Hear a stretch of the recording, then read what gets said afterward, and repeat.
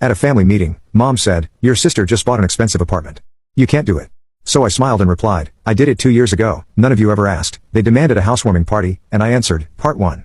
I stared at my phone in disbelief. My mother had just called, inviting me to dinner at my parents' house. It had been months since we'd last spoken, and years since I visited them.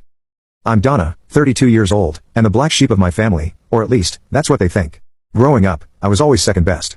My younger sister Melissa was the golden child who could do no wrong. She was prettier, more charming, and had this way of making everyone love her, especially our parents. It wasn't that they were cruel to me. They just clearly preferred her. The dance recital they'd miss because they were too busy? They'd somehow find time when it was Melissa's turn. The average grades that earned me lectures somehow became doing her best when they came from my sister. I sighed, putting my phone down on the kitchen counter. The marble felt cool under my fingertips, a small luxury in the apartment I never told them about. Why had Mom called now? What did they want? Fine, I muttered to myself. I'll go. A week later, I pulled up to my parents' modest suburban home. I deliberately dressed down, jeans, a simple blouse, and minimal jewelry. Nothing that would indicate I was anything but the struggling middle manager they thought I was. Taking a deep breath, I rang the doorbell. Dad opened the door. "Donna, come in. Come in." His welcome seemed genuine, but distracted.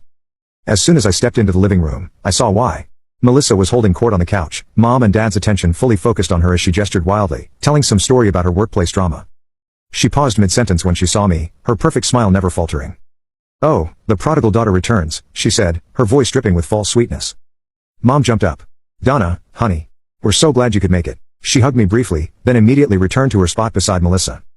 I settled into an armchair across from them, watching as Melissa's eyes scanned my outfit with barely concealed contempt. "Love the thrift store chic look," she said, smirking.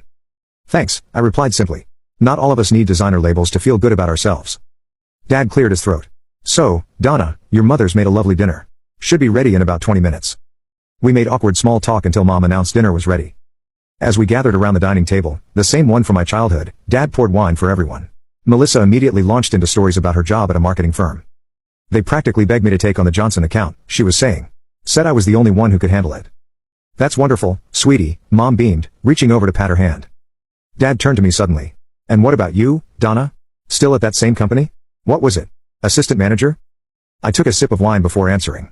"Still at Berkshire Financial." "Yes." Melissa snorted.